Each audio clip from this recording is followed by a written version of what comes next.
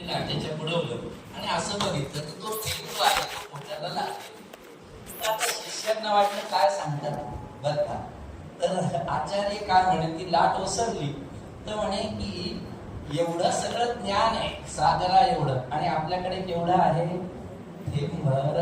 हे कोण म्हणताय आद्य शंकराचार्य. आपली तर अवस्था ती पण नाही बरोबर. त्याच्यामुळे आपल्याकडे जे आहे ते जास्तीत जास्त कसं वाढवता येईल हे मात्र आपण बघितलं पाहिजे.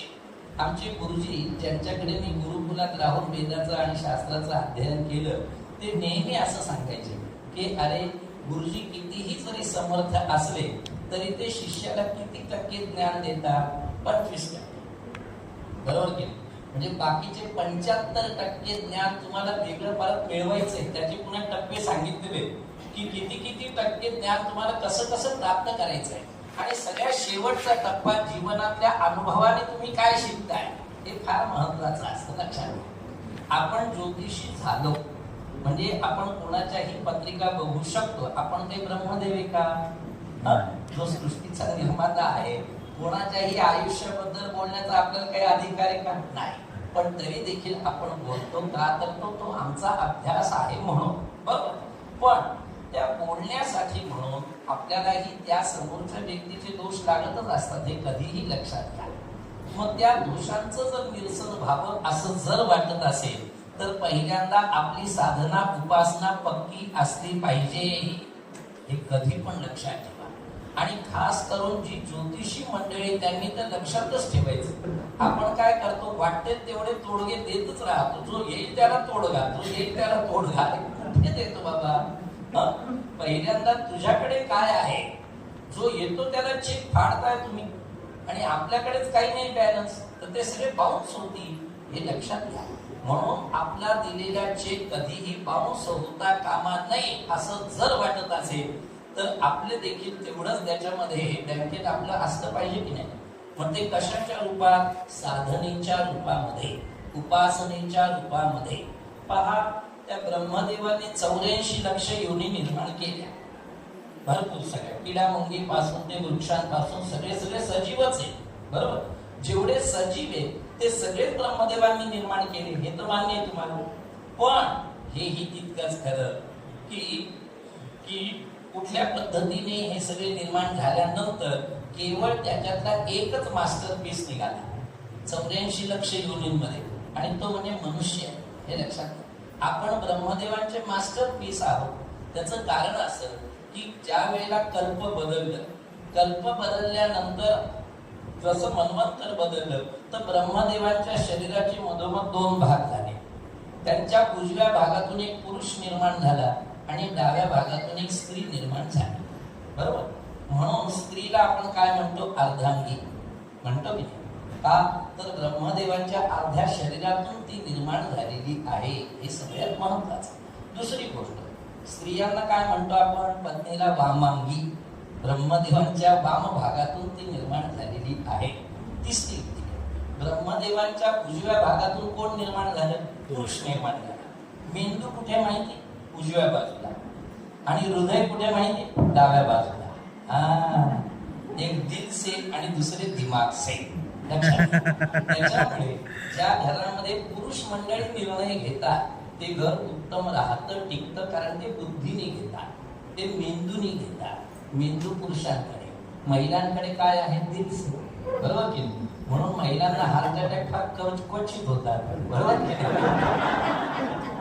त्यांच्याकडे हार्ट नाही असं मी म्हणत नाही पण सांगण्याचा उद्देश असा की ज्या वेळेला ते युग्म तयार झालं त्यावेळेला एकाचं नाव ठेवलं मनु आणि तिचं नाव ठेवलं शतरूपा बरं का. मग त्यांचं नाव ठेवलं आणि मग ब्रह्मदेवांनी त्यांना सांगितलं की अरे बाबा एवढ्या लक्ष योनी मी निर्माण केल्या आता तुम्ही संयोग प्रजा निर्माण करा. संयोग प्रजा. मग तोपर्यंतच्या प्रजा कशा होत्या माहिती का की ब्रह्मदेवाच्या प्राणातून वसिष्ठ ऋषी निघाले. ब्रह्मदेवांच्या कातडीपासून भृगु ऋषी निघाले. ब्रह्मदेवांच्या मांडीपासून नारद मुनी निघाले. ब्रह्मदेवांच्या नेत्रापासून अत्री ऋषी निघाले.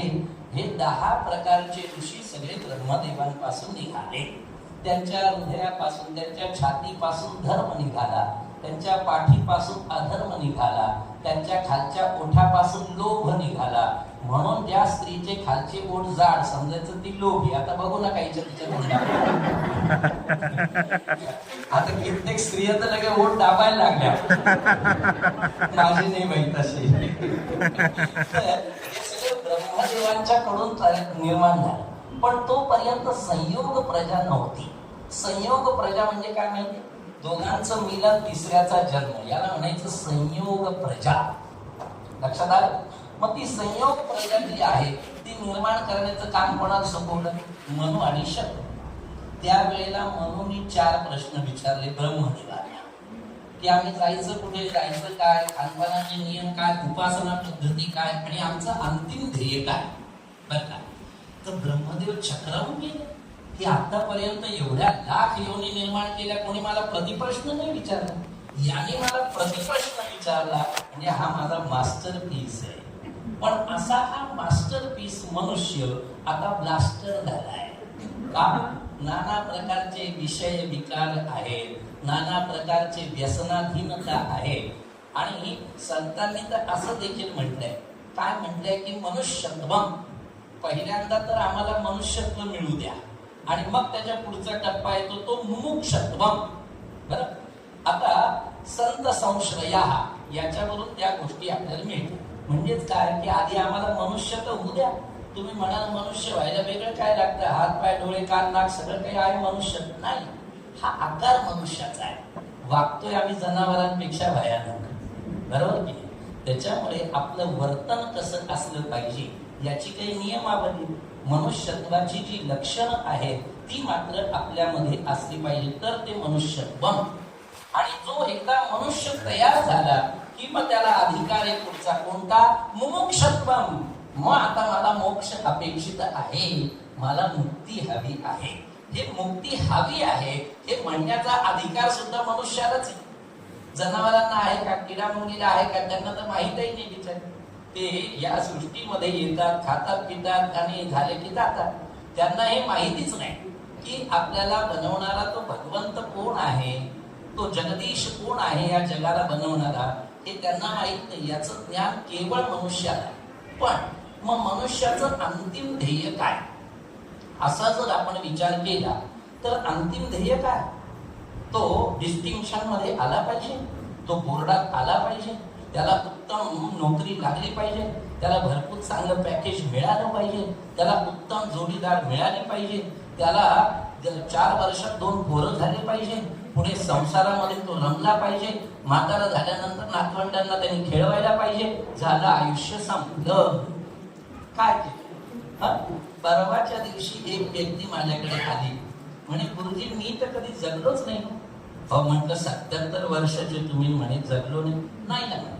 लहानपणी आई बाबांसाठी, मग गुरुजनांसाठी शाळा कॉलेजेस मध्ये, नंतर नोकरी लागली तर बायकोनसाठी, बायको नंतर मुलांसाठी, आणि आता जगतोय फक्त नातवंड खेळवण्यासाठी. मी माझ्यासाठी कधी जगलोच नाही. पहा बरं दैना कशी आहे, प्रत्येकाच्या घरातला प्रश्न आहे हा. हे केवळ माझ्याच तुमच्याच असं काही नाही. घरोघरी मातीच्या चुली, माझ्याकडे काही वेगळं चाललेलं असतं असं काही नाही, तेच आहे सगळं. बरोबर, पण याच्यात काय बदल आपण आपल्यासाठी काय करतोय? बरोबर. त्यामुळे मी खरं तर या मंडळींना धन्यवाद देतो की त्या नोकरी करतात. कित्येक महिला आमच्या गृहिणीपणे नोकरदारपणे असं असताना सुद्धा शास्त्राची आवड आहे, क्लासेसही करतात.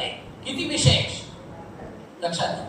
त्याच्यामुळे तुम्ही आपल्या आपल्या कामातून वेळ काढून शास्त्रासाठी वेळ देणं, ही इच्छा मनात असणं हे सुद्धा फार महत्वाचं आहे. पण केवळ इच्छा असून चालणार नाही. अनेक लोक मला म्हणतात की गुरुजी तुमची कथा ऐकायची इच्छा आहे पण वेळ नाहीये. हा, तुमच्या एखाद्या यज्ञामध्ये यजमान म्हणून बसण्याची इच्छा आहे पण वेळ नाहीये. तुमच्या बरोबर यात्रा करण्याची इच्छा आहे पण वेळ नाहीये. बरोबर. आता एक जण तर मला म्हणे काय सांगू गुरुजी इथे मरायला वेळ नाही. मरायची वेळ आली की आयसीयू मध्ये लपून बसतात मास्क लावून. बरोबर की नाही? मरायला काय वेळ नाही. म्हणजेच काय झाली परिस्थिती, आजकाल वेळ नाही कोणाकडे, वेळच नाही. म्हणजे तुम्हाला मी सांगतो घरात इनमिन 4 मंडळी राहतात, टीव्ही चाललेला आहे, सगळे हॉलमध्ये बसलेले पण एकमेकांकडे बघतही नाही. प्रत्येक जण टीव्ही बघत नाही तर आपापल्या मोबाईल मध्येच असतात. काय नेमकं त्याच्यात एवढं आहे हे कोडच आहे. काही लोक बाथरूम मध्ये देखील घेऊन जातात. म्हणजे मोबाईल साठी आपण आहे का आपल्यासाठी मोबाईल आहे हेच मला कळत नाही. बरं, आजकाल काय झालं की लहान बालकांपासून मोबाईलची सवय लागली. परवा ती माऊली माझ्याकडे आली, लहानसं बालक तिचं 3-4 वर्षाचं या नसेल कदाचित. तर मी बघत होतो तिच्याशी, मी बोललो 20-25 मिनिटं. तोपर्यंत ते बाळ जे आहे ते मोबाईल मध्ये काहीतरी करत. मी तिला काय म्हणालो की बाई ग, ही सवय वाईट आहे बरं का, तुला आत्ताच सांगून ठेवतो. कारण त्या लहानशा बालकाला आत्तापासून तू मोबाईल हातात देते आणि ही सवय अतिशय वाईट आहे.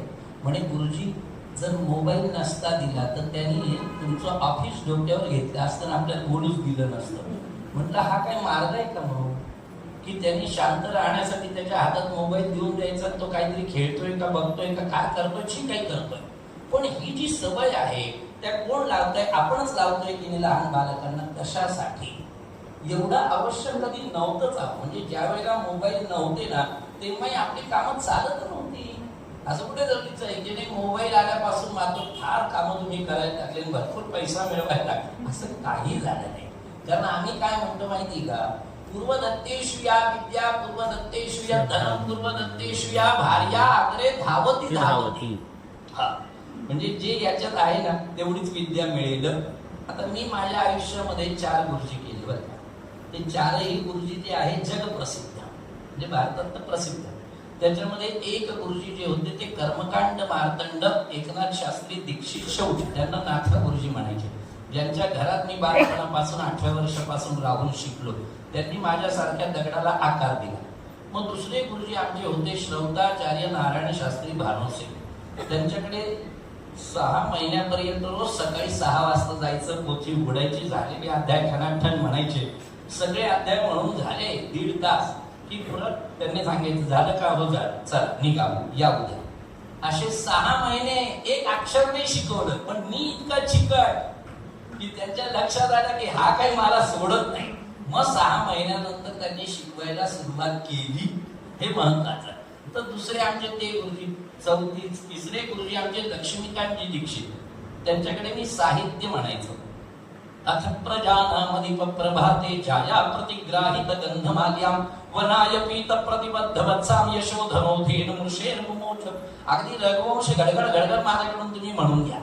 साहित्यामध्ये व्याकरण म्हणायचो नरहर शास्त्री जोशी, वैयाकरणे शेवटचे नाशिकचे. ऐन रुको यनची येचो यवा यावा वगैरे वगैरे वगैरे खडखड खडखड सगळं व्याकरणाचं. आणि मग आम्हाला लाभले गोडसे गुरुजी. तोपर्यंत मी नाशिक. मग गोडसे गुरुजी आले, ते वैदिक सम्राट. हो, त्यांचीच परंपरा आज भारतभर सगळीकडे आहे. जेवढे वैदिक मंडळी आहेत ते सगळे गोडसे गुरुजींच्या परंपरेचे. या भारतात 2च परंपरा होत्या, त्याच्यातली जी परंपरा गोडसे गुरुजींची आहे, जसं आता स्वामी गोविंददेव गिरीजींच्या 24 वेदपाठ शाळा, त्या प्रत्येक वेदपाठ शाळेमध्ये गोडसे गुरुजींचे प्रशिष्यच तिथे अध्यापक आहेत. म्हणजे फायदा कोणाला झाला, आमच्या गोविंददेव गिरींना, आमच्या गुरुजींचा. तर असे सगळे आमचे गुरुदेव असायचे. त्याच्यामुळे गुरुदेवांकडून आपण कसं घेतलं पाहिजे हे फार महत्वाचं आहे. हा, आणि म्हणून आपल्याकडे देवापेक्षाही गुरूंचं महत्व जास्त आहे. असं म्हटलं जातं की भगवत वंदनम त्वाद्यम. बरं का, भगवंताला वंदन आद्य करा, पण गुरुवंदन पूर्वकम. पण ते भगवंताचं वंदन सुद्धा कसं करा की आधी गुरुवंदन, गुरूंना आधी वंदन नंतर देवतेला. एवढं मोठा मान जो आहे तो गुरूंचा आहे. ज्या गुरूंनी, जे गुरुजींनी आम्हाला घडवलं, त्यांचे अनन्य साधारण इतके उपकार आमच्यावर आहेत की ते कधीही फिटू शकत नाही. एकदा काय झालं की काकभुशुंडी जे आहे ते महाकालेश्वराच्या गाभाऱ्यामध्ये रोज तिथे यायचे पाणी घालायला, रुद्रावर्तन म्हणायला. त्यांचे गुरु होते लोमश ऋषी. हे काकभुशुंडी आणि त्यांचे गुरु यांच्यामध्ये कायम भांडण असायचं, वाद. हे म्हणे भक्ती श्रेष्ठ, ते म्हणे ज्ञान श्रेष्ठ. ज्ञान आणि भक्ती याच्यावर त्यांचा वाद असायचा. पण शिष्य स्वतःला शहाणा समजायला लागला. पण कधी पण लक्षात ठेवावर गुरु गुरुच असतो. हा, एकदा काय झाले, हे महाकालेश्वराच्या गाभाऱ्यात बसलेले, कोणीच नाही गाभाऱ्यामध्ये, आतासारखी काही परिस्थिती मन होती, आणि त्यांचं रुद्रावर्तन चालू होतं. आणि अचानकपणे तिथे गुरुदेव प्रकट झाले, म्हणजे गुरुदेव आले. डोमस ऋषी ते पण गाभाऱ्यामध्ये आले. आता शिष्याचं पहिलं लक्षण हे असतं की तुम्ही एखाद्या ज्योतिर्लिंगाला असा नाही तर शक्तिपीठावर असा का कुठेही का असेना, पण गुरुदेवांचं आगमन झालं की पूजा तिथेच थांबवायची. आधी गुरूंना वंदन करायचं, त्यांना निवेदन करायचं की अशी अशी पूजा करतोय. मग त्यांनी सांगितलं की चालू दे, मग पुढे चालू द्या. तर शिष्याने गुरूंकडे पाहिलं, पण बघितलं ना बघितल्यासारखं केलं. आपल्याकडे एक नवीन भाषा आलेली बाहेर, त्याचं नाव आहे बॉडी लँग्वेज. त्याच्यात शब्दही बोलायचं नसतो, पण वागायचं असं असतं की त्याला समोरच्याला कळलं पाहिजे की याच्या मनात काय चाललंय. म्हणजे एखादा व्यक्ती आपली जवळ येऊन उभा राहिला, आपण बघितलं सुद्धा नाही, मुद्दा ही बॉडी लँग्वेज, म्हणजे तो आपल्याला काहीच महत्व देत नाही असा त्याचा अर्थ. तसं गुरु आल्यानंतर शिष्याने केलं. कोणी? काकभूषण देवी. आता हे पाहिल्यानंतर तुम्हाला आश्चर्य वाटेल की महाकालेश्वराचं लिंग गडगड गडगड गडगड व्हायला लागलं. इतकं भयंकर बाहेर वादळ सुटलं की काय होईल माहित नाही. आणि प्रत्यक्ष त्या लिंगातून भोलेनाथ उपस्थित झाले आणि हातामध्ये त्रिशूळ घेतलेले आणि रुद्र रूपामध्ये आले, डोळे लालबंद झालेले, आणि ते त्रिशूळ जे आहे ते शिष्यावर रोखलेलं.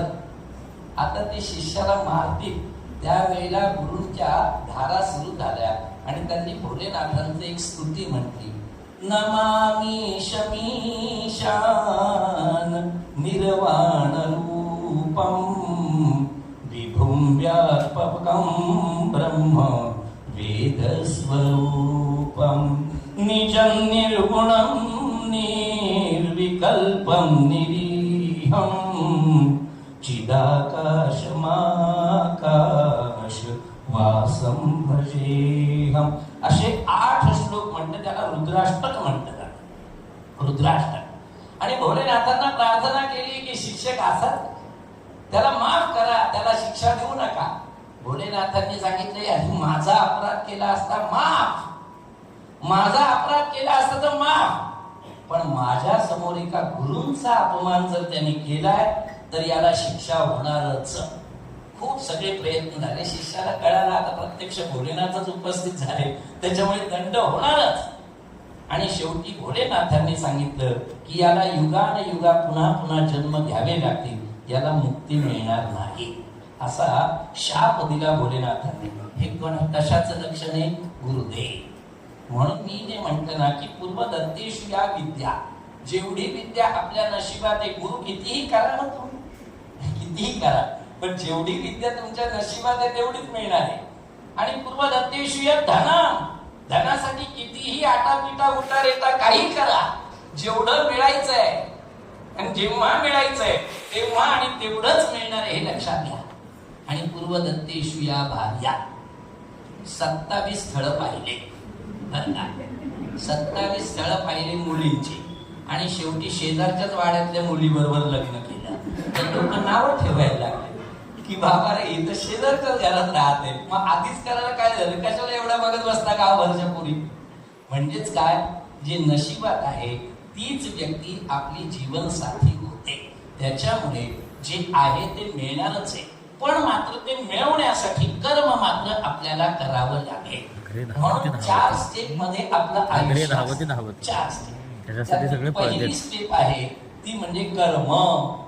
कर्म कर्म हे प्रत्येकासाठी करणंच आहे. अगदी आम्ही गीतेमधलं सांगतो की कर्मण्येवाधिकार असते मा फले, अरे ते बाकीचं राहू दे, पहिलं काय तर कर्म कर. कर्म याचा अर्थ काय, तुम्ही रोज श्वासोश्वास करतात, त्याच्यासाठी काही वेगळे कष्ट घ्यावे लागतात नाही, पण ते कर्मच आहे, बरोबर की? ते सुद्धा कर्मच आहे. त्याच्यामुळे कर्म हे प्रत्येकासाठी अनिवार्य आहे, पण निव्वळ कर्मावर राहून चालणार नाही. त्याच्या पुढचा टप्पा प्रत्येकाला गाठायचा आहे आणि त्याचं नाव आहे कर्तव्य. माझ्या पत्नीच्या प्रती माझं कर्तव्य, माझ्या मुलांच्या प्रती माझं कर्तव्य, माझ्या माता पित्यांच्या प्रती माझं कर्तव्य, माझ्या नातेवाईकांच्या प्रती माझं कर्तव्य, माझ्या समाजाच्या प्रती माझं कर्तव्य, माझ्या राष्ट्राच्या प्रती माझं कर्तव्य. हे कर्तव्य त्या स्टेप पर्यंत सगळ्यांना पोहोचायचं आहे. पण 2 स्टेप पर्यंत तुम्ही पोहोचले, उत्तम कर्तव्य करतात. आता 3री स्टेप ती कोणती? कर्तृत्व. कर्तृत्व.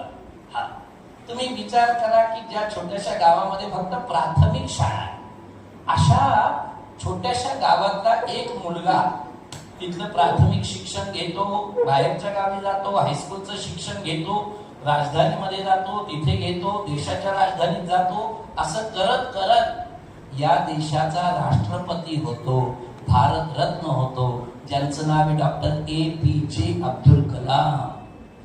कुठे आले? रामेश्वरम. एकदा जाऊन बघा. फक्त प्राथमिक शाळेची सोय असलेलं ते छोटंसं गाव, पण त्या छोट्याशा गावातनं एक व्यक्ती केवढी मोठी होऊ शकते, केवढी महान होऊ शकते. का? कर्तृत्व सगळ्यात महत्वाचं आहे. आणि म्हणून प्रत्येकाच्या मनामध्ये ही आस असली पाहिजे की मला काहीतरी वेगळं करायचंय, विशेष करायचंय, चांगलं करायचंय, ते कर्तृत्व मला दाखवायचंय. की एका छोट्याशा घरात सायंटिस्टचं स्पेलिंग सुद्धा त्यांच्या भावांना येत नाही. मी त्यांच्या घरी पण जाऊन आलो. त्यांच्या भावांना सायंटिस्ट म्हणजे काय हे सुद्धा माहित नाही. पण आपला लहान भाऊ एवढा महान झाला याचं त्यांना केवढं समाधान आहे. पण या भावांमध्ये एकच मुलगा मात्र असा झाला का, तर नुसतं कर्तव्यापर्यंत थांबला नाही, तर कर्तृत्व दाखव. आणि जेव्हा या 3 स्टेप तुम्ही पूर्ण करा, त्याच्या पुढची स्टेप आहे ते म्हणजे कृतार्थ झाला. आता कृतार्थ, आता काही राहिलं नाही. जीवनात जे जे काही करण्याची इच्छा होती, उमेद होता, उत्साह होता, तोपर्यंत खूप काही केलंय, सगळं काही मिळालंय. यापेक्षा आता अजून काय मिळालं पाहिजे? आता फक्त तो भगवंत मिळाला पाहिजे, बस. याला म्हणायचं कृतार्थ. म्हणजे कर्म, कर्तव्य, कर्तृत्व आणि कृतार्थ. तर या पद्धतीमध्ये आपलं जे शास्त्र आहे ते काय शास्त्र आहे? प्रत्येक शास्त्र वेदांचं एक अंग आहे. बघा, वेदांचे कान म्हणजे काय, वेदांचं घ्राण म्हणजे काय, वेदांचं मुख म्हणजे मुखम व्याकरणम स्मृतम, बरोबर. वेदांचे चक्षु म्हणजे काय? ज्योतिष. आता तिथपर्यंत बरोबर. मग हे ज्योतिष म्हणजे जर डोळे आहे, वेदांचे डोळे आहेत, तर ते किती तीक्ष्ण असले पाहिजे. एका व्यक्तीला 1.5 किलोमीटरचं बघता येतं अशी आपल्याला भगवंताने दृष्टी दिलेली आहे. पण ही दृष्टी कोणती माहिती? बहिर्दृष्टी. बरं का, बहिर्दृष्टी. भगवंताने आपल्याला 2 नाही 4 डोळे दिले. तुम्ही म्हणाल नाही गुरुजी मला 2च आहे, मला काही तुमच्यासारखा चष्मा नाही लागला. ते चष्म्याचे 2 डोळे मी म्हणत नाहीये. प्रत्येकाला 4 डोळे त्याने उपजत दिलेले. 2 डोळे तुम्हाला बाह्य जग बघण्यासाठी आहे आणि 2 डोळे तुम्हाला अंतःचक्षु दिलेले आतलं बघण्यासाठी. लक्षात घ्या. दर 2-4 दिवसात एखाद्या माऊलीचा मला फोन येतो सकाळी, गुरुजी रात्री असं असं स्वप्न पडलं, पहाटे पहाटे असं स्वप्न पडलं, आणि त्या स्वप्नात मी बघत होती. ती म्हणजे आपणच आपल्याला बघत असतो. मग स्वप्न बघताना डोळे उघडे होते का, की असे बघत होते तुम्ही स्वप्न दिसतंय पिक्चर सारखं? नाही. मग डोळे तर बंद होते. स्वप्न कसं पाहिलं? बरोबर की नाही? मग ते पाहिलं कशाने? दुसरी गोष्ट, भागवतामध्ये एक उल्लेख आलेला आहे. तो उल्लेख असा आहे की केवळ 4 श्लोक नारदांनी सांगितले होते व्यासांना. केवळ किती? 4 श्लोक. हे चतुश्लोकी मूळ भागवत आहे. एक ब्रह्मतत्व, मायातत्व, आत्मतत्व आणि जगतत्व, या 4 प्रकारचे हे 4 श्लोक फक्त व्यासांना सांगितले. तर व्यासांची समाधी लागली, आणि नुसती समाधी 4 श्लोकांवर लागली, तर त्या समाधीतून त्यांना 18,000 श्लोक निर्माण झाले. ते झाले श्रीमद भागवत. ती कोणतं काय कसं काय त्यांनी बघितलं हे सगळं चित्रण? समाधी भाषा व्यासस्य. लक्षात घ्या, ती समाधी भाषा आहे. समाधी भाषा याचा अर्थ असा की समाधीमध्ये सगळं भगवंताचं चित्रण त्यांना दिसत गेलं, आणि ते त्यांनी उतरवलं. ते झाले 12 स्कंध, ते झाले 335 अध्याय. अशा पद्धतीचा 18,000 श्लोकांचा एक महान ग्रंथ, महापुराण तयार झालं. ते म्हणजे प्रत्येकाला अंतःचक्षु पण आहे, बरं. प्रत्येकाला काही संवेदना पण आहे. तुमच्या समोर पत्रिका आल्यानंतर कोणाची का असेल, तुम्ही पहिल्यांदा हा विचार करा की ही पत्रिका माझी आहे असं मी समजतो, बरोबर. मग ती जर पत्रिका माझी आहे, तर त्या व्यक्तीला ही व्याधी आहे, ही उपाधी आहे, हा त्रास आहे, ही समस्या आहे, हे संकट आहे, ही अडचण आहे. मग मी आता कशी दुरुस्त करू शकेन? आपण काय करतो की निव्वळ तारखा देऊ त्यांना. तारखा देऊन त्यांचं समाधान नाहीये. त्यांना काहीतरी तुमच्याकडून उपाय पाहिजे त्याच्यापेक्षा जास्त. इथे ज्योतिषी ते विशेष म्हटले जातात की जे ज्योतिषी तुम्हाला उपाय देतात आणि तुमच्या उपायांनी त्यांना चांगला परिणाम होतो, हे तर बरोबर, ते ज्योतिषी मान्यवर होतात. हे मी तुम्हाला का सांगतोय, कारण तुम्ही आता सगळे ज्योतिषी म्हणून मार्केटमध्ये उतरणार, जगात उतरणार. ज्या वेळेला तुम्ही अन्य लोकांच्या कुंडल्या किंवा पत्रिकेचा अभ्यास कराल त्यावेळेला हे महत्वाचं. दुसरी गोष्ट, दुसऱ्याच्या पत्रिकेचा अभ्यास करताना आपला बॅलन्स असला पाहिजे. जे मी तुम्हाला सांगितलं कशाचा, साधना उपासना. लक्षात आलं? लोकांना तुम्ही लाख सांगाल, तुम्ही या मंत्राचा जप करत चला, तुम्ही या देवाची उपासना करत चला, तुम्ही या देवाच्या दर्शनाला जा, तुम्ही ही परिक्रमा करा, तुम्ही हे दर्शन करा, तुम्ही हे दान करा. हे केवळ सांगण्याचा अधिकार नाही, आधी तुम्हालाही ते माहिती असलं पाहिजे, तुम्हीही ते केलेलं असलं पाहिजे. काही मंडळी पुस्तकं वाचून वाचून उपाय सांगतात, काय उपयोगाचं? कधी अनुभव घेतलाय का? मग आपण जे म्हणतो ना की नाही, आपण जे काही उपाय त्यांना देऊ त्या उपायाचा समोरच्यावर परिणाम झाला पाहिजे. पत्रिकेप्रमाणे लाख तुम्ही म्हणाल, व्ययेश बघा काय, व्ययात बघा कोणती रास आहे, पंचमात बघा काय आहे, पंचमेशावरून तुम्ही सांगा कुठली उपासना केली पाहिजे. अरे हो, तुझी आधी उपासना काय, तुझी साधना काय? म्हणून आपल्याकडे हे काय म्हटले समर्थांनी, उपासनेला दृढ चालवावे. आम्ही कुठेही प्रवासात असो का कुठेही असो, पण आमची ठरलेली वेळ आणि ठरलेली उपासना ही मात्र टळू देत नाही. आणि तीच आमच्यासाठी सर्वस्व आहे आणि ती आहे. म्हणून आम्ही लोकांमध्ये केव्हाही कुठल्याही प्रसंगात कोणाचीही पत्रिका आम्ही बघू शकतो. आता माझी तर पत्रिका बघण्याची पद्धत अशी आहे की फक्त 3 सेकंद तुम्हाला वेळ मिळतो. समोर पत्रिका दिसते, प्रश्न दिसतो की लगेच बोलायचं. असं नाही की थांबा आम्ही बघतो, वाचतो, बघतो, अंतर्दशा काय, महादशा काय, मग काय काय चाललेलं आहे, नवमांश कुठली कुंडली, लगेच बोलावं लागतं. रोज टीव्हीवर मी 7-8 कुंडल्यांबद्दल बोलतो. तर त्या कुंडल्या काय असतात की आमच्या ऑफिसला एक व्यक्ती बसवलेली, त्याच्याकडे डायरेक्ट मेल येतात. एक जीच्या ऑफिसला मेल जातो आणि एक माझ्या ऑफिसला जातो आणि तिथे फक्त कुंडल्या पत्रिका बनवण्याचं काम चालू असतं. 2 व्यक्ती खास त्याच्यासाठी बसवले. त्यांची फाईल तयार होते 300 कुंडल्यांची, की लगेच ती फाईल माझ्याकडे पाठवली जाते. मला समोर प्रश्न येईपर्यंत त्या व्यक्तीचं नावही माहिती नसतं, पत्रिकाही माहिती नसते. म्हणजे तुम्हाला वेळच दिलेला नाही. तुम्हाला असं दिसलं की लगेच बोलायचंच आहे. हे केव्हा शक्य होईल, जेव्हा तुमची उपासना उत्तम असेल. माझं मत असं आहे की पत्रिकेच्या माध्यमातून तुम्हाला उपासना सांगण्याचा अधिकार प्रत्येकाला आहे, पण ती उपासना सांगताना आपली उपासना तेवढीच उत्तम असली पाहिजे. म्हणून प्रत्येकाने आपल्या जीवनामध्ये गणपती आणि कुलस्वामिनी यांची साधना उपासना आवश्यक. काही लोक भरपूर काही विचारतात मला, गुरुजी ते भैरवाची उपासना, गुरुजी ती बगलामुखीची. आता नवीन काहीतरी विषय येतात. बरं, आजकाल काय झालं की हिंदी भाषिकांचे खूप व्हिडिओ तुम्ही बघता. हो, इतके विचित्र विचित्र चित्र प्रकार आहे त्याच्या की ते जर त्याच्या मागे तुम्ही जर गेले ना तर तुम्ही भरकटून जाल. लक्षात ठेवा. त्याच्यामुळे ते जे काही सांगतात ते केवळ प्रसिद्धीसाठी सांगतात. त्याच्यामुळे त्याच्या मागे न जाता आपलं मूळ काय आहे याचा विचार प्रामुख्याने करा. म्हणून प्रत्येकासाठी अत्यावश्यक उपासना कोणती, तर ती गणपतीची. आता तो कोण आहे, तो सर्वस्वच आहे, बरोबर. तो तुमच्या वाणीलाही धार देतो आणि तो तुम्हाला बुद्धीचाही दायक आहे. या सगळ्या गोष्टी असल्यामुळे प्रत्येकाची गणेशाची उपासना आणि त्याच बरोबरीने आपल्या कुलस्वामिनीची उपासना. माझा वर्धापन दिवस होता तर मी मोळगावला गेलो मयुरेश्वराला. तर तिथल्या सगळ्या गुरुजींनी मिळून माझी तिथे तुलादान केली मंदिरात. तुला माहिती आहे तुम्हाला दराजून बसवतात आपल्याला असं. आणि त्यांनी मला मयुरेश्वराची एक मूळ मूर्ती दिली. ती मूर्ती कायम माझ्या बरोबर असते. मयुरेश्वराची मूळ मूर्ती तुम्ही बघितलीच नाही. दशभुजा गणपती आहे. तेही उजव्या सोंडेचं आहे आणि मांडीवर शारदेला घेतलेलं आहे. त्याला कोणी वल्लभ गणेश असं म्हणतात, कोणी शक्ती गणेश असं म्हणतात. तर अशा पद्धतीची ती साधना उपासना. मी बाहेर गावी असलो तरी माझी देवाची पेटी ठरलेली आणि कुठेही तरी असलो तरी माझे आवर्तन, माझी उपासना चुकणार नाहीच. हे मी ठरवूनच ठेवले. का तर मला लोकांसमोर त्यांच्या आयुष्याबद्दल बोलायचं आहे. अरे दडपण आहे आपल्याला सुद्धा.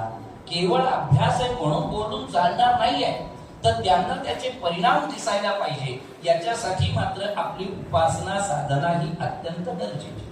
दुसरं कोण? कुलस्य स्वामिनी, म्हणजे तुमच्या कुळाची आई. कुळाची आई म्हणजे कोण? कुलस्वामिनी. कित्येकांना तर आपली कुलस्वामिनी माहिती नाही. काय दयनीय परिस्थिती. तुम्हाला तुमची आई नाही माहिती? अरे अरे अरे. मग आम्ही काय मधला मार्ग सांगतो की गोत्रावळी बघून मग तुमची कुलस्वामिनी आम्हाला शक्य नाही हे आम्ही तुम्हाला सांगतो. पण नाही समजत आली तर महाराष्ट्रामध्ये 4 शक्तीपीठ दिलेले: तुळजापूर, कोल्हापूर, माहूर आणि सप्तशृंग निवास. आपल्या जिल्ह्याला जी जवळची आहे यापैकी तिची जर दरवर्षी तुम्ही साधना उपासना केली, दरवर्षी तुम्ही दर्शनाला गेली, दरवर्षी साडी चोळी अर्पण केली, तरी सुद्धा ती तुमच्या कुलस्वामिनीला मिळते, पोहोचते. मग तसं तरी निदान करा. आणि या व्यतिरिक्तची जी उपासना आहे ती ऐच्छिक आहे. ऐच्छिक की मी नेमकं काय करा. आता मध्यंतरी ब्राह्मण संघातले अनेक मंडळी मला भेटायला आले, गुरुजी काहीतरी आम्हाला अनुष्ठान सांगा. अरे म्हटलं तुम्हाला तुमच्यासाठी दिलेला अधिकारच तुम्ही गमावून बसले. तुमचा अधिकार काय आहे? गायत्री. ती वेद माता आहे ना, ती वेदांची माता आहे. मग तिची खरं तर साधना उपासना तुमच्याकडून व्हायला पाहिजे. आणि जी व्यक्ती गायत्रीची उपासना करेल त्याच्या वाणीमध्ये धार निर्माण होते. तो जे काही बोले त्या गोष्टी तिथे घडणारच. इतका मोठा प्रभाव जो आहे तो त्याचा होत असतो. आणि म्हणून माझी एकच इच्छा आहे की आज तुम्हाला खऱ्या अर्थाने मला शुभेच्छा द्यायच्याच आहे, अभिनंदन करायचंच आहे. तुमच्या भावी जीवनासाठी देखील मला तुम्हाला हेच सांगायचं आहे की तुम्ही लोकांना जेव्हा या गोष्टीबद्दल बोलाल, जसं तुम्ही त्यांच्या नोकरीबद्दल, शिक्षणाबद्दल, विवाहाबद्दल. बरं, आजकाल विवाहाचे प्रश्न केवढे जटिल येतात. फार जटिल प्रश्न झाले, म्हणजे इतके जटिल आहेत. परवा एक माहिती माझ्याकडे आहे बरं. मग मी म्हटलं की बघू पत्रिका, म्हणे गुरुजी बघा ना यांच्या लग्नाचं. मग मी पत्रिका बघून म्हटलं अरे 2 वेळेला योग येऊन गेले यांचे. हो ना, तेव्हा जरा आम्हालाच आमचीच चूक झाली. म्हटलं बरं जाऊ दे, आता पुन्हा योग येतोय, 2-2.5 महिन्यात परत योग येईल. तो मी सहज त्या मुलीला विचारलं काय ग तुझी अपेक्षा? काय फार नाही गुरुजी. म्हटलं तरी सुद्धा काय नाही, मला मुख्यतः एवढं पॅकेज हवं बरं. आणि अगदी सोपं असतं. बायोडाटा आला की मी त्या मुलाला फोन करते की पॅकेज किती, पुण्यात घर स्वतःच की बापाचं, बरं, घरातल्या काही जबाबदाऱ्या तर नाही ना, आणि चौथी गोष्ट आईबाप जवळ राहणार नाही ना. एवढ्या 4 प्रश्नांचं उत्तर दे, मग पुढे बघू. आणि ती जेव्हा मुलगी हे मला सांगत होती तेव्हा आईला अगदी भरून आला. मग मी तिला म्हटलं की तुझ्या अपेक्षा मला आवडल्या, अतिशय योग्य आहे. फक्त एक त्याच्यात आता वाढ कर. ज्या वेळेस तुझा विवाह ठरून तू विवाह करून जाशील त्याच्या आधी माता पित्यांना वृद्धाश्रमात जाते. काय बोलताय गोष्टी? माझ्या आई वडिलांना कशाला? म्हटलं कारण तुला एक लहान भाऊ आहे, त्याचंही लग्न व्हायचंच आहे. त्याची होणारी पत्नी हेच म्हणेल आई बाप जवळ नको, त्यापेक्षा तूच पहिल्यांदा आई बापांना वृद्धाश्रमात ठेव. काय संस्कार आहे हे? माता पित्यांचे संस्कार आहे. आणि आजकाल तर आई वडिलांना फोन करणं चुकीचं. तेच म्हणतात नाही ती बघेल बा, ती निर्णय घेईल. अरे बापरे, म्हणजे निर्णय घेण्याचा अधिकार देखील माता पित्यांनी गमावलाय का? मुलींना शिकवलं ना तुम्ही, आनंद आहे, शिकवा, भरपूर शिकवा, हरकत नाही. त्यांना मुलांपेक्षा लवकर नोकऱ्या लागतात, हे आनंद आहे, चांगली गोष्ट आहे. नोकरी करा, भरपूर पैसा मिळवा, मान्य आहे. पण तिथेच काय वाढलंय? 2च गोष्टी वाढल्या ज्याच्याने संसार फुटायला लागले. या 2 गोष्टी कोणत्या माहिती? एक म्हणजे इगो. इगो, शहाणपणा करू नको. तुला 80,000 रुपये पगार आहे तर मलाही 60,000 रुपये पगार आहे. इगो, लक्षात आलं? तर याच्याने संसार फुटायला लागले. आणि दुसरी गोष्ट म्हणजे संशय. संशय. आता दोघेही बाहेर नोकरी करतात, ते अनेक लोकांबरोबर त्यांचा संपर्क असतो, त्यांना बोलावं लागतं, भेटावं लागतं, सगळं करावं लागतं. हे का नाही तुम्ही मनाशी नक्की करत की आपण व्यक्ती निवडतानाच आपल्याला माहिती होतं की नाही ती नोकरी करणारी आहे, अनेक लोकांबरोबर तिला मिटिंगांना हजर राहावं लागणं, हे ते सगळ्या गोष्टी आहेत. आता तिच्यावर तुम्ही संशय घेणं ही चूक आहे. कारण एकदा का संशयाचं दूध मनात आलं की ते मात्र तुमचं उधळणच करून टाकते, लक्षात ठेवा. त्याच्यामुळे संसार आजकाल टिकले पाहिजे, हे सगळ्यात महत्वाचं आहे. मुख्य म्हणजे आता वधूवर मंडळ 250 वधूवर मंडळ निघाले महाराष्ट्रामध्ये. अहो गरज कधी होती का? 15 वर्षापूर्वी कधी वधूवर मंडळ आम्ही ऐकलेले नव्हते. हा, कारण पूर्वी ज्येष्ठ लोकांच्या शब्दाला किंमत होती. अरे तुझी भाजी माझ्या पुतण्याला देऊन टाक, नुसता शब्द, तर शब्दाला किंमत. आजकाल घरातले मोठे मंडळी कोपऱ्यात बसून घेतात सोफ्यावर, तुमचं बघून घ्या. हो, नाही जमलं तर माझ्या डोक्यावर माथ्यावर सगळं फुटेल खापर. ही परिस्थिती आहे आणि त्यामुळे वधूवर मंडळ वाढले एवढे, हे लक्षात घ्या. आता कित्येक लोक म्हणतात गुरुजी 3 वर्ष झाले मी पैसे भरून टाकले, स्थळ घेऊन नाही राहिले, त्याच्यात काय उपयोगाचं आहे मला सांगा. त्याच्यामुळे माझं एकच मत आहे की संसार सुखाचा व्हावा, याच्यासाठी मात्र मुलींना मी हे समजवतो की बाईला सगळंच तुला लग्नाच्या आधीच पाहिजे, तर मग लग्नानंतर काय कराल? भांडण, कारण तेवढंच करायचं बाकी राहील ना मग फक्त. कारण सगळं काही पैसा, अडका, दारा, मान सन्मान हे सगळं आधीच आहे. मग मिळवायचं बाकी राहिलं काय? तर फक्त भांडण करणं बाकी राहिले, तेवढं मात्र आपण करू इमाने आहे. ही परिस्थिती. माझा विवाह झाला तेव्हा मी गुरुजींच्या मागे थैल्या घेऊन फिरायचो. काय सांगतो तुम्हाला अवस्था. पण तेव्हा कार्यक्रमाची एवढी गर्दी नसायची. म्हणजे महिन्याभरात खूप जास्त काम झाले म्हणजे 10 दिवस काम झाले. बरं, दिवसभर आदल्या दिवशी जाणे, मांडावंडी करण्यापासून सगळा कार्यक्रम पूर्ण करून पुन्हा थैल्या भरून गुरुजींच्या घरी आणून देणे आणि 100 रुपये रोज घेणे. या परिस्थितीतून आम्ही दिवस काढले, तेव्हा विवाह झाला. आज परिस्थिती अशी की माझ्याकडे 35 मंडळी काम करतात याज्ञिकीची, बरोबर. पण हे केव्हा शक्य आहे? त्या माऊलींनी जर साथ दिली नसती तर जमलं असतं का? बरोबर. आज आम्ही पती पत्नी फक्त 4 मजली घरात राहतो. मुलगा आणि सुनबाई राहते इकडे पुण्यामध्ये, ते इकडे सेट झाले. कन्या माझी त्या फिल्म इंडस्ट्रीमध्ये, ती मुंबईत राहते. त्याच्यामुळे ती कधीतरी 2 महिन्यांनी भेटते, मुलगा कधीतरी येतो भेटतो. एवढं पती पत्नींसाठी एवढं घर गरजेचं आहे का? पण हे कशामुळे? त्या माऊलीचा पायगुण. तिने कधी म्हटलं नाही की मी तर शिक्षिका असून सुद्धा माझा नवरा असा दाढीवाला 24 तास दप्तरामध्ये, छी, कधी पिक्चरला जाता येत नाही, हॉटेलला जेवायला जाता येत नाही, कशाला पाहिजे असा नवरा? असं जर तिने म्हटलं असतं तर मी इथपर्यंत आलो असतो का? म्हणजे हे उपकार खरं कोणाचे आहे? त्या माऊलीचे आहे. हे कधी लक्षात घ्या. जे ज्योतिषी मंडळी आहेत ना, त्यांनी देखील काही कर्म आवश्यक मान, ठीक आहे, लक्षात घ्या. आपल्याला कोणाच्याही हातून पैसा घेण्याचा अधिकार आहे, पण त्याच्या आधी आपल्याला काय शिकवलंय? प्रतिग्रहाच्या आधी दान महत्वाचं आहे. हा, रावणामध्ये कशाची कमी होती मला सांगा? कशाची कमी? 7 लाख सोन्याची घरं होती त्याची. किती? 7 लाख. सोन्याचा पत्रा लावले नाही, सोन्याची घरं. केवढा ऐश्वर्य आहे. ऐश्वर्याच्या बाबतीत काय म्हणा, पत्नी आणि त्याच्यात 320 तर पत्नी. आपल्याला फक्त मंदोदरी माहिती आहे, एवढ्या तर पत्नी त्याला. मुलं 1.25 लाख. म्हणजे विधानसभेला उभं राहिलं तर बाहेर कुठे साधा एक पोस्टर लावायचं नाही, कमीच नाही, एवढं ऐश्वर्य आहे. बरं, तुम्ही म्हणाल मग वरचा मधला रिकामा ज्याच्याकडे जास्त पैसा. आश्चर्य वाटेल, त्या युगामध्ये रावणा एवढा विद्वान कोणी नाही, कोणीच नाही. म्हणजे तुम्हाला आश्चर्य वाटेल की आमच्याकडे वेद पाठशाळेत जे विद्यार्थी शिकतात ते संहितेनंतर अष्टविकृती शिकतात. त्याच्यातला जो पदभाग आहे तो रावणाने तयार करून ठेवलाय, तोच आम्ही अजूनही लढतोय, तेच आम्ही भोगतोय. जे रावणाने त्या युगात, त्रेतायुगात तयार करून ठेवले ते आम्ही करतोय. म्हणजे विद्वत्ता केवढी असेल, ठासून भरलेली, विचार करा. बर त्याचा पराक्रम केवढा. सगळे देव त्याच्याकडे कामाला. कसे कामाला माहिती? गणेश गाढवे वळी. बुद्धीचा दाता गणपती लंकेत गाढव वळण्याचं काम करतोय. हनुमंतरायांचे वडील पवनदेव रस्ते झाडण्याचं काम करतात. वरुण देव कपडे धुण्याचं काम करतात. अग्निदेव त्यांचा आचार्य कुक. अश्विनी कुमार देवांचे वैद्य 2 ते सगळ्या बायकांचा मेकअप करण्याचं काम करतात. चंद्र स्वतः काय करतो माहिती? सिंहासनाच्या मागे हे छत्र धरून उभा आहे रावणाच्या वरती. चंद्र. इंद्र काय माहिती? द्वारपाल म्हणून दंड हातात घेऊन उभा आहे इंद्र रावणाच्याकडे. 8ही ग्रह जे आहे ते 4 पायऱ्यांवर पालथे घातले, त्यांच्यावर पाय ठेवून वरती यायचा.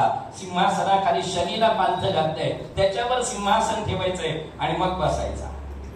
काय केवढा पराक्रम आहे, केवढा ऐश्वर्य आहे, केवढी विद्वत्ता आहे, सगळं केवढं आहे. पण तुम्ही म्हणाल की देवाला मानत नसेल, कारण आपल्याकडे पद्धत आहे. 2 पुस्तकं जास्तीचे वाचते की आपण काही देव धर्म पाळत नाही, आपल्याला काही माहित नाही, आपण काही करत नाही. ही आपल्याकडे पद्धत.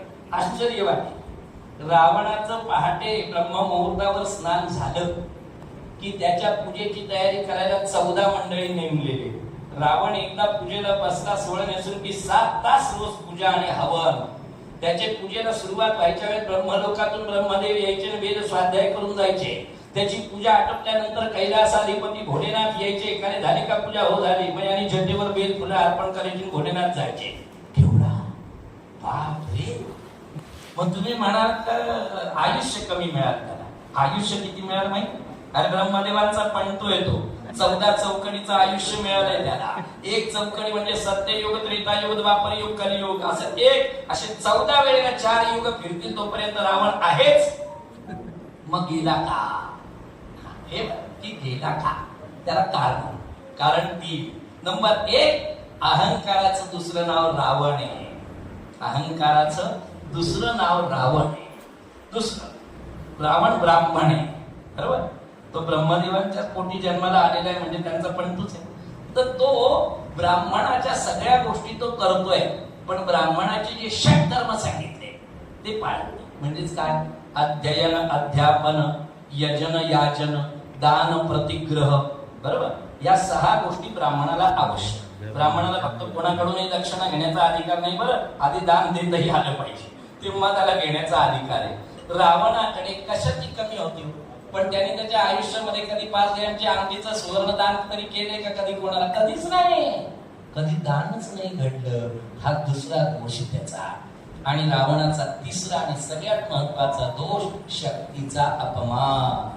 शक्तीचा अपमान जिथे झाला समजायचं सर्वनाश. जगत जननी जानकीचा अपमान झाला आणि रावणाचा विनाश झाला. हे त्याचं मुख्य कारण आहे, लक्षात घ्या. म्हणून आपण काय म्हणतो, यत्र नार्यस्तु पूज्यन्ते रमन्ते तत्र देवताः, यत्र नार्यस्तु न पूज्यन्ते. सर्व वेदा क्रिया फलाः, सगळे वेद, शास्त्र, पुराण, उपनिषद काही अर्थाचे नाहीये जिथे नारीची पूजाच नाहीये. याचा अर्थ असा नाही उद्या सकाळी आंघोळ झाली की तिला चौरंगावर बसवा आणि तिचे पाय धुवा. अशी पूजा कुठल्याच नारीला नकोय. नारीची पूजा याचा अर्थ असा, त्या घरामध्ये तिचं जे नातं आहे, माता म्हणून, भगिनी म्हणून, पत्नी म्हणून, माता म्हणून, त्या नात्याप्रमाणे तिला सन्मान मिळणं म्हणजे ते मातृत्व, म्हणजे ती नारीची पूजा. हे सगळ्यात महत्वाचं आहे. आणि तुम्हाला कल्पना आहे, नारीचा अपमान रावणाकडून झाला, रावण संपला. नारीचा अपमान कंसाकडून झाला, कंस संपला. देवकीचा अपमान, रथातून तिला केस धरून खाली खेचलं पाडलं, बरोबर की नाही? नारीचा अपमान भर सभेमध्ये झाला. काय केलं? अख्खं महाभारत झालं, औषधाला एक कौरव नाही शिल्लक राहिला. एक कौरव. हा म्हणजे याचा अर्थ असा की आपण काय जपायचं आहे जीवनामध्ये, या गोष्टी जपायच्या. आपल्याकडून होईल तितकं दान केलं पाहिजे, आपल्याकडून होईल तितकी उपासना साधना केली पाहिजे. तेव्हा आपल्याला राशीप्रमाणे काय उपासना कोणाला द्यायची, ग्रहांप्रमाणे कोणती उपासना द्यायची, कोणते ग्रहमान बदलत आहे याकडे लक्ष असू द्या. आमचे गौरवजी प्रत्येक वेळेला ग्रह थोडा जरी सरकला तरी सुद्धा या नक्षत्रात आला की लगेच त्यांचा व्हिडिओ येतो. त्याचे काय काय परिणाम कुठल्या राशीवर होतील ते सगळं फार डिटेल सांगतात. तर त्याचा होणारा जो परिणाम आहे, त्याचे परिणाम दुष्परिणाम होऊ नये, ते चांगले परिणाम व्हावे याच्यासाठी त्यांना काय उपासना साधना सांगायची ते मात्र आपल्याला सांगता आलं पाहिजे. विषय इतका गहन आहे, खरं तर संपूर्ण दिवसभर मला कार्यशाळा द्यायला पाहिजे, पण आपल्याला कल्पना आहे की वेळेची मर्यादा आहे. नाही तर खरं तर तुम्ही एवढी सगळ्या संख्येने जमलेले, मलाही बोलायला खूप आनंद वाटतोय, पण मात्र वेळेची मर्यादा. आणि पुढचं जे आहे व्याख्यान ते खास करून आमचे गणक प्रवर असलेले आदरणीय वंदनीय गौरवजी देशपांडे यांचं असल्यामुळे आता आपण थांबलं पाहिजे. खरं तर तुमच्या आनंदात मी यायलाच नकोय. आज तुम्हाला सर्वांना पदवीदान प्राप्त झालेलं आहे. तुम्ही म्हणाल हा दाढीवाला काही थांबायचं नावच घेत नाही का बोलायचं, त्याच्यामुळे तर त्यामुळे मला असं वाटतं की प्रत्येक ग्रहांच्याकडे थोडस लक्ष द्या, पाहावं का. आता काय होते माहिती आहे, ज्योतिषशास्त्रीय दृष्ट्या आपण ग्रहांच्या भ्रमणावर फार बारीक लक्ष ठेवून असतो. प्रत्येक ग्रह कुठल्या बाजूला झुकतोय, कुठल्या नक्षत्राप्रमाणे कुठल्या राशीमध्ये भ्रमण करतो आहे आणि त्यानुसार त्याची फलित कशा कशा पद्धतीने बदलते. लग्नेशाचा, धनेशाचा, षष्ठीशाचा, अष्टमेशाचा, व्ययेशाचा या गोष्टींचा देखील सखोल अभ्यास आपण केला पाहिजे. हे सगळ्यात महत्वाचं आहे. पण हे सगळं जरी आपण करत असलो तरी सुद्धा ही देखील गोष्ट तितकीच महत्वाची आहे की त्या ग्रहांच्या देखील आजूबाजूला कोणीतरी आहे, त्याचा विचार प्रामुख्याने करा. याच्या पुढे तुम्ही लक्षातच ठेवा, एखाद्या व्यक्तीला सूर्य उपासना द्यायची आहे ना, त्या सूर्याच्या उजव्या डाव्या बाजूला दोन देवता असतात. मग सूर्याच्या उजव्या बाजूला आहे ईश्वर आणि डाव्या बाजूला आहे अग्नी. लक्षात आलं? सूर्याच्या कोण आलं? ईश्वर आणि अग्नी आला. चंद्राच्या उजव्या डाव्या बाजूला कोण आलं माहिती? चंद्राच्या उजव्या बाजूला उमा म्हणजे पार्वती आणि डाव्या बाजूला आहे आप म्हणजे पाणी म्हणजे जल. त्याप्रमाणे मंगळाचं काय आहे माहिती? तर मंगळाची जन्माची कथा तुम्हाला कल्पना असेल. भोलेनाथांची पत्नी वारली. ती पण कशी गेली? तर बापाच्या तिथे यज्ञामध्ये ती गेली. कोण गेली? सती गेली. तर भोलेनाथ खूप त्रासून गेलेले आणि त्या वैकुंठ ते एका गुप्त गुहेमध्ये जाऊन बसले. 6500 वर्ष तपश्चर्येमध्ये तल्लीन होते. सृष्टीचं चक्र बिघडून गेलं ना, कारण सृष्टी चक्र तिघांवर चाललंय ना, उत्पत्ती, स्थिती आणि लय. आता जर सृष्टीचा लयच नाही झाला तर नवीन सृष्टी निर्माण होईल कशी? त्याच्यामुळे सगळ्यांना प्रश्न पडला आणि त्याच वेळेला राक्षसांचं प्राबल्य खूप वाढलं. मग आकाशवाणी झाली. आकाशवाणी अशी झाली की भोलेनाथांच्या वीर्यातून ज्या पुत्राचा जन्म होईल तो देवांचा सरसेनापती होईल आणि त्याच्याच माध्यमातून राक्षसांचा निपात होईल. आता पहिल्यांदा तर भोलेनाथांना शोधावं लागेल आणि मग भोलेनाथांना शोधले, कारण जीपीएस मध्ये सापडेच ना ते की कुठे आहे, लोकेशन काही त्यांचं लागे ना. कसं काय लावणार? इंद्राने मोठी कृपा केली. त्यांनी सगळीकडे शोध घेतला हिमालयात आणि त्या एका गुप्त गुहेमध्ये आहे असं त्यांनी पाहिलं. आणि मग कामदेवावरती जबाबदारी सोपवली की बाबा रे, देव कार्य करायचं. कामदेवाने आधीच सांगितलं की पहा, तू माझा मित्र इंद्रा, तुझं काम माझ्यासाठी महत्वाचं आहे, पण हे काम मात्र मला सांगू नको. म्हणे का? म्हणे कसं आहे की जेवणाऱ्याला उठवू नये, ते पाप आहे. आता एखादा व्यक्ती जेवतो, हे उठ, त्यांना बसू दे, असं कधीच करायचं नाही. लक्षात घ्या ना. त्याच्यामुळे जेवणाऱ्याला उठवू नये आणि झोपणाऱ्याला उठवू नये. आता याचा फायदा जो आहे तो आमचे तरुण मंडळी घेतात, 11 पर्यंत झोपतात. हे नको, भोगरे गुरुजींनी नाही सांगितलं.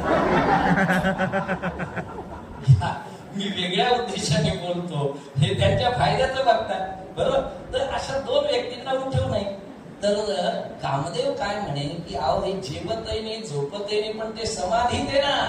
आणि समाधी भंग करणे केवढा मोठा दोष आहे. आणि ती भोलेनाथांची, ती काय साधी सरळ व्यक्ती का? भोलेनाथांची समाधी भंग करायची माझ्याकडनं होणार नाही. तर भोलेनाथ जे आहे त्या तपश्चर्येमध्ये समाधीतून एकदा गुहेतून बाहेर आले. बरं, ते बाहेर आल्यानंतर बाहेरच्या वातावरणाचा परिणाम म्हणा तर त्यांच्या कपाळावर घाम आला. तो घामाचा एक थेंब जो आहे तो भूमीवर पडला. भोलेनाथांच्या कपाळावरच्या घामाचा बिंदू तो फक्त भूमीवर पडला तर भूमी थरारून गेली. धरणीकंप झाला हिमालयामध्ये आणि त्या भूमीने स्त्रीचं रूप धारण केलं आणि त्या थेंबातून एक बालक जन्माला आला आणि त्या बालकाला दुग्धपान करवलं कोणी? धरणीने. बरोबर, कारण भोलेनाथांच्या घामातून निर्माण झालेला पुत्र होता तो. आणि मग भोलेनाथांनी सांगितलं की तुझे अनंत उपकार आहे. धरणी मातेला सांगितलं हा तुझा मुलगा म्हणूनच धरला जाईल या सृष्टीमध्ये. आणि मग त्याला काशी क्षेत्री पाठवलं आणि त्याच्याकडनं तपश्चर्या करून घेतली आणि मग त्याला ग्रहाचा दर्जा दिला. त्याचं नाव आहे मंगळ. कोण आहे तो? मंगळ. म्हणून मंगळाचा श्लोक काय? धरणी गर्भसंभूतम विद्युत कांती समप्रभम कुमारं शक्तिहस्तंच मंगलम प्रणमाम्यहम. म्हणजे धरणी गर्भसंभूतम म्हणून त्याची आई कोण धरली जाते? धरणी धरली जाते. तर त्याप्रमाणे मंगळाच्या उजव्या हाताला स्कंद आहे. स्कंद म्हणजे कोण? कार्तिकेय. आणि डाव्या हाताला कोण आहे? तर भूमी आहे. भूमी. नंतर आले बुध. बुधाच्या उजव्या हाताला विष्णू आहे आणि डाव्या हाताला आहेत नारायण. लक्षात घ्या बरं, विष्णू आणि नारायण. मग आले गुरु. गुरुच्या उजव्या हाताला ब्रह्मदेव आणि डाव्या हाताला इंद्र म्हणजे ब्रह्मेंद्र. असे ब्रह्म आणि इंद्र आहे. मग शुक्राच्या उजव्या हाताला आहे इंद्र आणि डाव्या हाताला आहे इंद्राणी. बरोबर. नंतर आले शनी महाराज. शनीच्या उजव्या हाताला आहे यम. बरं. शनीच्या उजव्या हाताला कोण आहे? यम. आणि डाव्या हाताला कोण आहे? प्रजापती. यम आणि प्रजापती. नंतर आले राहू. राहूच्या उजव्या हाताला आहे कालपुरुष आणि डाव्या हाताला आहे सर्प. बरोबर. राहूच्या कोण? काल आणि सर्प. मग केतूच्या उजव्या हाताला आहे चित्रगुप्त आणि डाव्या हाताला आहे ब्रह्म. तर म्हणजे या नवग्रहांचा ज्या वेळेला तुम्ही विचार करता त्यावेळेला त्याच्या अधिदेवता, उजव्या हाताच्या देवतेंना म्हणायचं अधिदेवता आणि डाव्या हाताच्या देवतेंना म्हणायचं प्रत्यधिदेवता. या देवतेंचा विशेषत्वाने जर तुम्ही विचार केला तर त्या ग्रहाची पीडा सगळी दूर होते. अगदी सोपं सांगतो. काय तुम्हाला सूर्य उपासना सांगितली, तुम्ही अग्नीचं पूजन करा, तुम्ही हवन करा, तरी सुद्धा सूर्याची उपासना तुमच्याकडून होईल. ईश्वराची करा, ईश्वर म्हणजे शिव. बरोबर. म्हणजेच काय की प्रत्येक ग्रहाची पीडा दूर होण्यासाठी देखील ते आहे. अजून एक महत्वाची गोष्ट की प्रत्येक राशीसाठी सुद्धा देवता ठरलेली. नुसत्या राशीसाठी सोडा, प्रत्येक नक्षत्रांच्याही देवता आहे. त्या तुम्हाला कल्पना आहे. मग त्याचं जन्म नक्षत्र काय आहे याचा विचार करा आणि त्याच्या जन्म नक्षत्राचा विचार करून त्याची देवता कोणती, त्याच्यापासून 9वं जन्म नक्षत्र कोणतं येतं आणि त्याची देवता कोणती, फक्त कॉम्बिनेशन करून बघा. लक्षात आलं. आणि मग त्याप्रमाणे जर उपासना दिली तर ती इतकी परफेक्ट लागू पडते की विचार करा. हे ठीक आहे की श्रावणात तुम्ही सगळेजण शिवाची उपासना कराल, भाद्रपदात तुम्ही गणपतीची उपासना कराल, आश्विनामध्ये शक्तीची तुम्ही उपासना कराल, हे सगळं मला मान्य आहे. पण या व्यतिरिक्त कायमस्वरूपीची आणि ज्या ज्या वेळेला ग्रहांचं भ्रमण बदलतंय त्या त्या वेळेला त्या ग्रहांची कृपा दृष्टी आपल्यावर व्हावी असं जर वाटत असेल तर या पद्धतीचे जर उपाय दिले तर ते परफेक्ट लागू पडल्याशिवाय राहत नाही. आपण काय करतो, फक्त वरवरच बघतोय. त्याच्या जेवढं खोलात जाऊ तेवढं तुम्हाला खूप काही ना काहीतरी सापडत जाईल आणि ते जेव्हा तुमच्या लक्षात येईल, ते जेव्हा तुम्ही लोकांपर्यंत पोहोचवा तेव्हा त्याची फलितं ही तुमच्याही लक्षात येतील की खूप उत्तम रीतीने त्यांना लागू पडता आहेत आणि तेच याच पद्धतीने आपण करावं अशी माझी इच्छा आहे.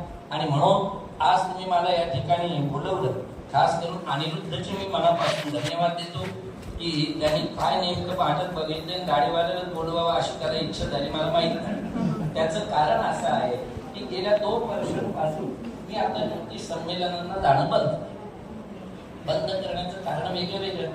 कारण वक्ते एकापेक्षा एक. बरोबर की वक्ते एकापेक्षा एक. महाराष्ट्र धुरंधार बरं का. पण त्यांना त्यांचा विषयच मांडू दिला नाही. समजा आता माझा एखादा विषय जर मांडायचा आहे तर मला पाऊण तास समजा पाहिजे, तर मला जर वेळच तुम्ही देत नाहीये तर मी माझा विषय किती जरी मी विद्वान असून उपयोग आहे का काय. तर अशा गोष्टी मी जेव्हा बघायला लागलो तेव्हा मी पाहिलं की अरे 25 वक्ते तुम्ही बोलवता आणि त्यांना वेळ काय देतात, 5-7 मिनिटात काय ते विषय मांडते. बरोबर की. आणि म्हणून मग मी आता हल्ली जाणं कमी केलं. योगायोगाने ज्या वेळेला झेडे गुरुजींचं नाव ऐकलं तर मला एकदमच त्यांच्या सगळ्या स्मृती डोळ्यासमोर आल्या. मी जसं तुम्हाला सांगितलं 2013 सालापासून त्यांचा माझा संपर्क आणि जेरे गुरुजींची विशेषता अशी की त्यांना केवळ एक फोन केला ना की गुरुजी अशा दिवशी एक कार्यक्रम घेतोय पुढच्या महिन्यात, जमेल? हो नक्की. आणि खरंच येईल. म्हणजे काल तर मी असा प्रसंग त्यांच्या धर्मपत्नीकडून ऐकला की मलाही ते ऐकून भरूनच आलंय की शास्त्राच्या प्रती केवढी एकनिष्ठा हो की जेणेकरून घरामध्ये घडलेल्या घटनेला बाजूला ठेवून तुम्ही खास करून त्या कार्यासाठी जाता आहात याच्यापेक्षा उत्तम गोष्ट नाही. म्हणून केवळ आणि केवळ त्यांच्यासाठी म्हणून मी आज तुमच्या समोर उपस्थित झालो. तुमच्या सर्वांची अशा पद्धतीने भेटी व्हाव्या अशी इच्छा मी व्यक्त करतोय आणि माझ्या वाणीला विश्राम देतो. नमः पार्वती पतये हर हर महादेव. धन्यवाद गुरुजी. खरं तर आपण जे आता आपलं मार्गदर्शन संपवताना म्हणालात की वेळ खूप महत्वाची असते आणि तेवढा वेळ पुरेसा आपल्याला मिळाला तर आपण व्यवस्थित सांगू शकतो. मी आनंद ज्योतिष संस्थेकडून आपल्या क्लासेसच्या सगळ्या विद्यार्थ्यांकडून पुन्हा एकदा धन्यवाद देतो आणि अपेक्षा व्यक्त करतो की तुम्हाला जेवढा वेळ अपेक्षित होता त्या तर आपण पात्र ठरलो असेल. खूप खूप धन्यवाद. आणि आपले हे मोलाचे मार्गदर्शन नक्कीच येत्या काळामध्ये आपल्या सगळ्या विद्यार्थ्यांना अभ्यासकांना मोलाचे ठरेल. धन्यवाद. यानंतर आपल्या आजच्या कार्यक्रमातले अतिथी पंडित श्री गौरवजी देशपांडे